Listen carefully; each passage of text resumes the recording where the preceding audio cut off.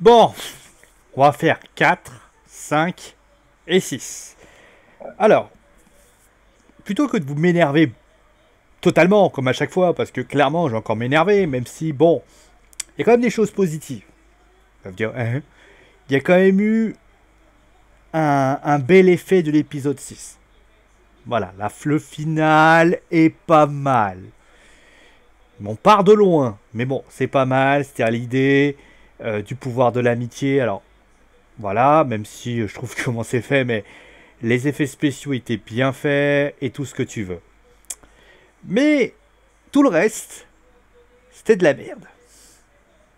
C'était de la merde et je vais vous expliquer pourquoi. Alors plutôt que de m'énerver volontairement à vous expliquer de ci de là, je vais vous expliquer pourquoi tout ce qui a été fait durant cet épisode 4, 5 et 6, je ne vais pas revenir sur la précédente parce que vous l'avez déjà, pourquoi c'est pas bon. Pourquoi aujourd'hui, cette série, cette saison, est l'une à, certes, on pense que les Américains... Alors les Américains qui ne connaissent pas la série Senseiya, ils vont se dire « Waouh, c'est trop bien !» Par contre, tous les autres, vous allez sans doute être tellement déçus de la série. Je vais vous expliquer pourquoi. On va commencer déjà par l'épisode 4. Depuis quand des hélicoptères, des tanks et tout le reste font du mal à des chevaliers? Si les chevaliers étaient si puissants et qui pouvaient dépasser l'entendement pour devoir s'affronter à des chevaliers, c'est peut-être parce que, à un moment donné, l'être humain lambda n'en était pas capable.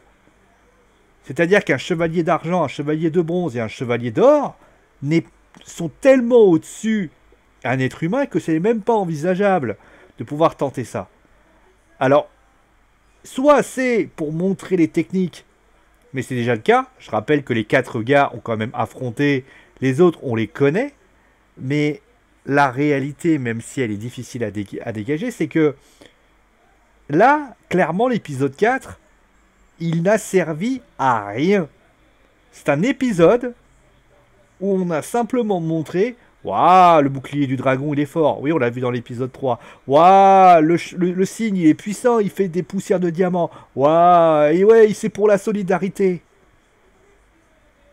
Non, à un moment donné, ça n'est pas bon. Ce n'est pas comme ça que l'on met en avant des chevaliers. Les chevaliers de bronze, d'argent, ils se mettent en avant face à des adversaires qui sont des chevaliers. Vous voyez ce que je veux dire? C'est-à-dire que là, tu as des hélicoptères, des tanks et tout le reste. N'importe quel crétin sait déjà que ça ne marchera pas. Et même, d'ailleurs, ils se font, entre guillemets, attaquer, ils se font mal. Là, je me suis dit, non, ça n'est pas possible. Déjà, un. Ensuite, deuxième point. Iki. Iki qu'on découvre d'ailleurs qui fait partie de la Fondation Grade. Enfin, de mec de grade, voilà. Pourquoi? Alors, je vais vous expliquer pourquoi c'est une idée totalement conne. Et je vais vous expliquer pourquoi. Iki, c'est quoi? Iki, c'est un personnage qui, quand on... Allez, d'ailleurs, le truc Axia, alors pour information, le plus what the fuck, Axia, ça ne veut pas dire que c'est Athéna qui est important. Axia, c'était supposé dire que l'armure d'or était important. Et d'ailleurs, nous l'annoncer avant que Shun arrive, c'est de la connerie. C'est justement... alors le côté Shun, de la violence de Rizurien et tout ce que tu veux, bon, il y a du Shun, même si on voit pas, encore une fois, on voit pas... C'est un bon. Homme-femme, après, c'est autre chose. Mais Iki, c'est quoi? Iki, c'est un personnage qui est allé, donc qui est bien retranscrit notamment, qui est expliqué pourquoi il est devenu ainsi, parce que voilà, on s'en prend à Esmeralda et tout ce que tu veux. D'ailleurs, il y a une image très vraie qui dit, voilà, que au final, son maître n'était pas comme ça, et qu'il l'est devenu. Là, on reprend totalement les bases de l'animé en tant que tel. Et là, j'ai rien à dire. Là, tu ne peux rien dire, même si l'émotion est peu donnée, on sent quand même le respect d'Iki pour son maître. Et donc, à partir de là, il dégage une haine envers... Il dégage cette haine. Mais dans l'animé, ou même dans le manga, Iki, en fait, en veut pas forcément... D'ailleurs, plus dans le manga, Iki, il en veut surtout à Matsumasa Kido pour Une raison, c'est de lui avoir, tout simplement, de lui avoir menti, un, que c'était son père, parce que je rappelle qu'il a... nanana, et plus important, il en veut aussi à Saori Kido, il en veut en réalité, il en veut à, à Matsumasa Kido, donc la fondation Kido, parce que au final, on l'a envoyé dans un endroit tellement difficile, et au final, on lui a fait vivre des traumatismes. Iki, c'est un homme de traumatisme. C'est-à-dire qu'il est parti, il est allé là-bas avant en ayant entre guillemets certaines bravoures, il n'était pas haineux, il aidait son frère et ça, voilà, c'était quelqu'un qui était brave et voilà, voilà, défendait son frère et tout ce que tu veux. Quand il revient, il en veut à tout ce qui représente Kido. Il lui en veut parce que, comme je vous l'ai dit, le mec, il a souffert de ce qui s'est passé, notamment de la perte d'Esmeralda. Et quand il revient, en fait, il en veut à cette personne de lui avoir subi tout ça. C'est un traumatisme. Vous imaginez bien que demain, vous allez rencontrer une telle personne, vous faites, c'est de l'esclavage, entre guillemets, vous faites de l'esclavage, vous repartez, le mec qui t'a vendu, au bout d'un moment, t'as une haine féroce contre lui. C'est ça, en fait, Iki. Et en fait, de ça, il est obsédé à l'idée de récupérer l'armure du Sagittaire. D'ailleurs, il essaie de la porter dans l'animé. Parce qu'il veut aussi être le plus puissant. Parce qu'il veut démolir tout ce que représentait la fondation Kido. Et de la fondation Grade par la même occasion. Et là, tu découvres, dans l'animé, que c'est un mec qui est un homme de main de Grade. Et là, je dis non. Je dis non, il ne peut pas être un homme de main de Grade. Il peut pas être un homme de main de grade parce que son histoire personnelle suffit. Moi, j'aurais préféré, à la limite, qu'il s'utilise grade, qu'il essaie de récupérer l'armure du Sagittaire, et qu'au final, grade ne parvient pas. Et en fait, Iki, il y va un peu en expliquant à Saori Kido, voilà, moi j'ai une haine envers ta famille parce que tu as fait des choses horribles pour ça. C'est ça qui aurait dû être fait. Mais au ça, en mettant homme de main de grade, non. Iki n'est pas un homme de main. D'ailleurs, il peut pas être un homme de main. Alors, il le dit à un moment donné, il dit j'en ai rien à faire de grade. Mais en réalité, il en a. En le mettant avec lui, en réalité, alors, c'est un homme de main solitaire, d'accord. Mais au final, il le détruit. Il détruit ce personnage. Ce personnage qui est supposé faire preuve de haine et tout ce que tu veux, qui est présent, au final, il est complètement what the fuck. Parce que Iki ne peut pas être un homme de main. Il n'en a pas. Il n'a jamais travaillé en équipe avec quelqu'un déjà de base. Il n'est pas quelqu'un qui peut donner. Oui, même face à Athéna, d'ailleurs, il le dit, je n'ai aucun or à recevoir, même d'une déesse. Ça montre à quel point Iki est tellement au-dessus de tout qu'il considère d'ailleurs Athéna comme finalement il obéit, mais en n'obéissant pas. Donc déjà ça c'est le premier point. Bon, ses pouvoirs sont retranscrits, il n'y a pas de souci, j'ai eu très peur d'ailleurs. Le deuxième point que je vais parler, c'est les chevaliers noirs. Parce qu'encore Iki, bon, on peut y considérer qu'il profite entre guillemets de ce que veut faire Grade pour entre guillemets évoluer. Donc là tu te dis ouais, admettons, allez, de toute façon dans la série tellement nulle qu'à un moment donné pourquoi pas. Alors les chevaliers noirs c'est une... Alors, encore une fois je vais expliquer. Parce que comme ça les gens pourront comprendre pourquoi je vais gueuler. Les chevaliers noirs, en fait quand les chevaliers noirs apparaissent et qu'il y a un combat, c'est en réalité un moyen de s'attacher au héros. Je l'explique pourquoi. Prenons le combat le plus symbolique, concrètement, c'est le combat entre Shiryu et le dragon noir. En fait, le Shiryu c'est quoi? C'est quelqu'un qui est noble, qui considère l'amitié comme tout simplement quelque chose de plus important, et qui a un sens du sacrifice très fort par rapport à ça. Ce qui dénote le contraire du dragon noir. Le dragon noir, c'est le contraire. C'est quelqu'un qui est haineux, qui considère l'amitié comme finalement une faiblesse, qui pense que la bravoure, allez vous faire foutre, quoi. Autrement dit, il considère les qualités de Shiryu comme des défauts finalement, et donc il est le contraire, c'est l'anti-Shiryu entre guillemets. Quand tu vois Shun, Shun c'est plutôt quelqu'un qui ne prône pas la violence, qui est plutôt quelqu'un qui considère la violence comme quelque chose qui ne doit pas avoir lieu.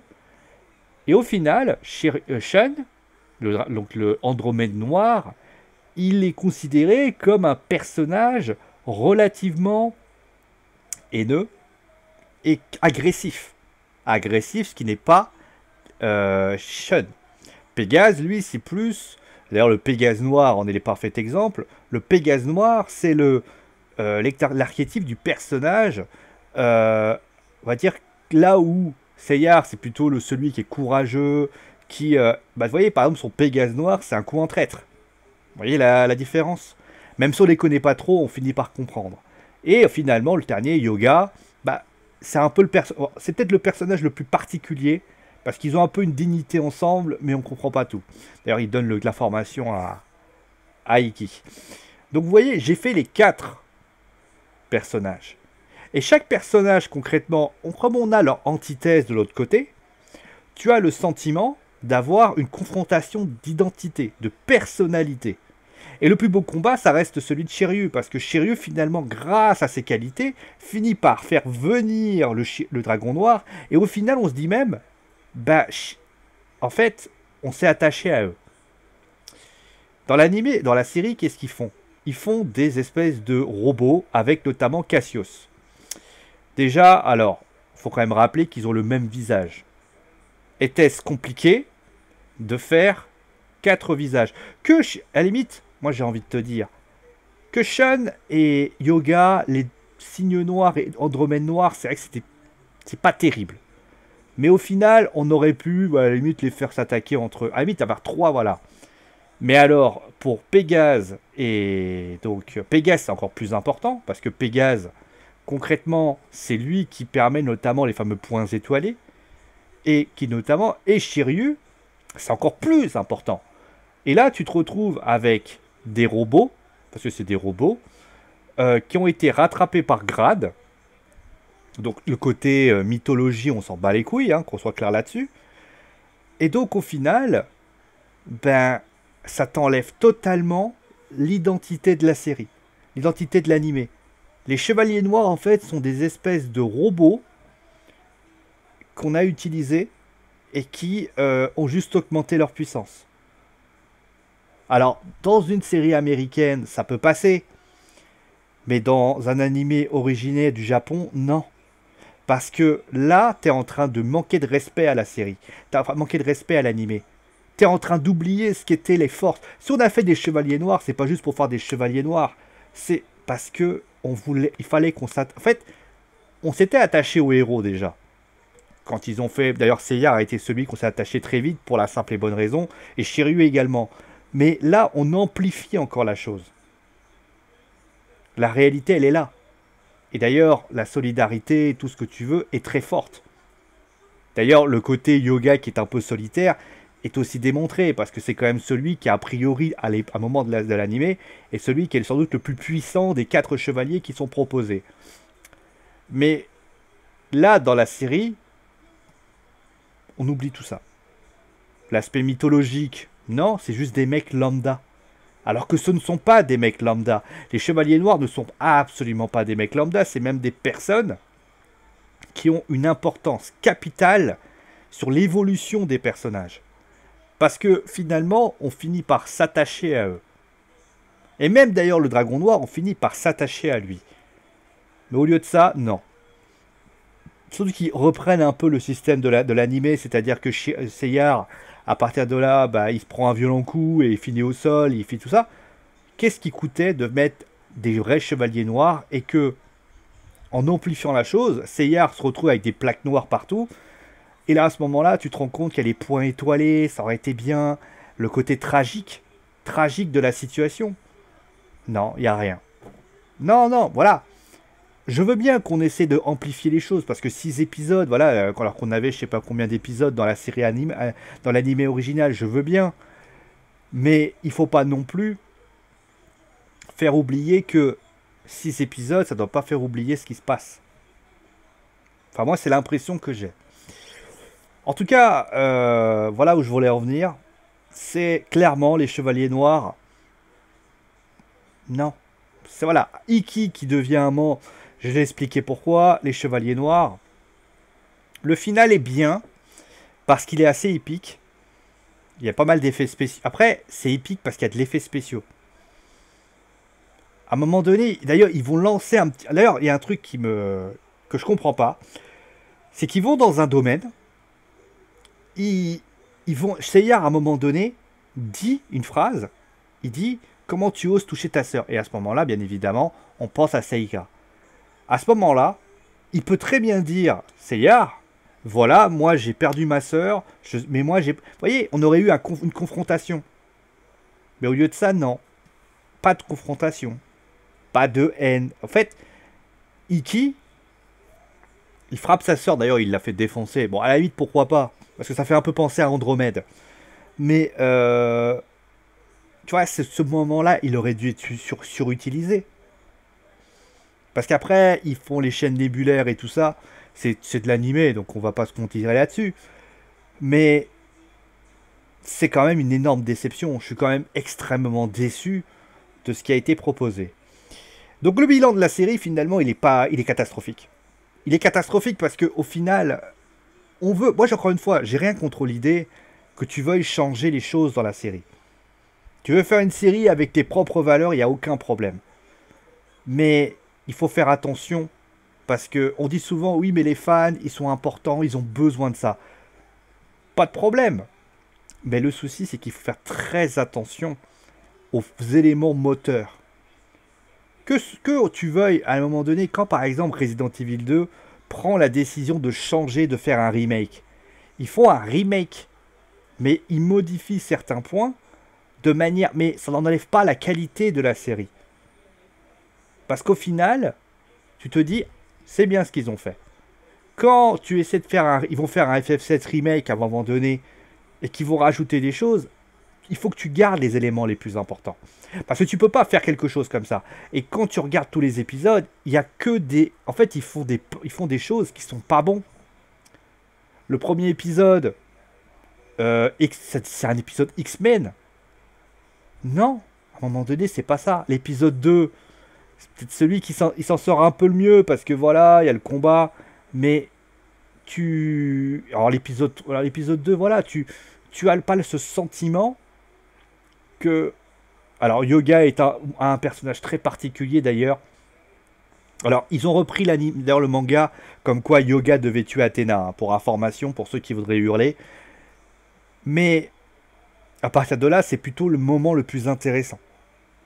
Mais alors, l'épisode 3, j'en parle même pas, j'ai déjà été assez dur. L'épisode 4, sans commentaire. L'épisode 5, les Chevaliers Noirs, Iki, j'en parle même pas, c'était de la merde. Parce que voilà, t'es fan, t'es comme ça, tu fais. Et l'épisode 6 s'en sort un peu mieux. D'ailleurs, à la fin, il y a Marine et...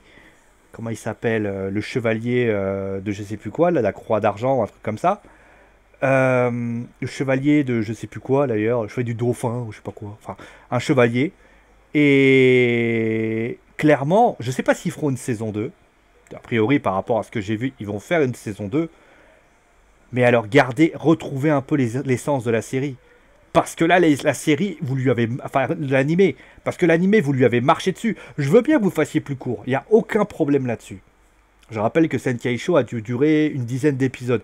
J'en vois aucun problème. Mais il y a des choses, vous ne pouvez pas les changer comme ça. Parce qu'à un moment donné, vous allez perdre des gens. Déjà que les Américains, c'est pas les fans de Saint Seiya. En tout cas, moi, j'ai jamais vu des Américains approcher du Saint Seiya. Là, vous allez perdre. Parce que la série Netflix, a priori, est arrivée en France.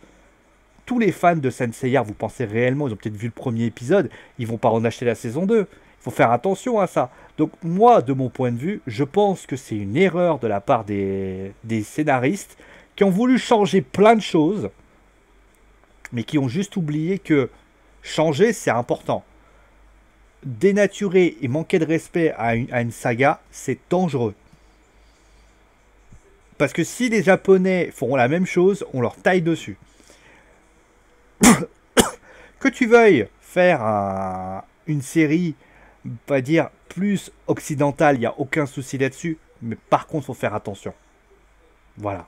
Donc, on va s'arrêter là pour aujourd'hui. Donc, finalement, je vous le conseille pas, hein, à part si vous avez Netflix. Mais vous abonnez pas à Netflix pour ça. Concrètement, ne vous abonnez pas à Netflix pour ça. C'est une pure purge. C'est une honte. Cette série est une véritable honte. Et clairement, je pense que les scénaristes devraient s'excuser de ce qu'ils ont fait.